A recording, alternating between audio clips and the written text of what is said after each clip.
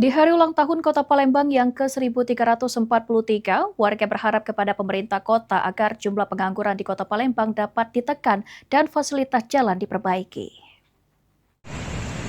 Hari ulang tahun Kota Palembang ke-1343 menjadi momentum bagi masyarakat untuk mengenang perjalanan panjang sejarah Kota Palembang, yang dikenal sebagai salah satu kota tertua di Indonesia dengan ikon kebanggaan Jembatan Ampera.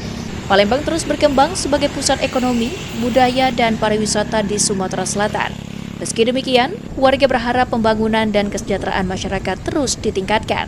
Salah seorang warga Palembang, Nur Aini, berharap di usia yang semakin matang ini, Kota Palembang dapat menjadi lebih maju, terutama dalam pembangunan infrastruktur dan penyediaan lapangan kerja.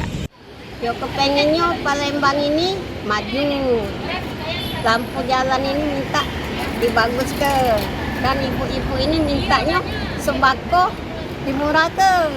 Sudah tuh jangan ada lagi yang pengangguran ya dak. Harus ada yang ini kan lah, gawe kan lah. Apalagi kami rakyat kecil ini pengen dibantu. Itu banyak harapan aku.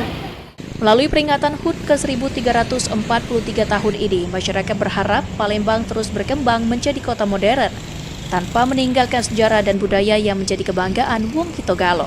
Suryadi, PAL TV.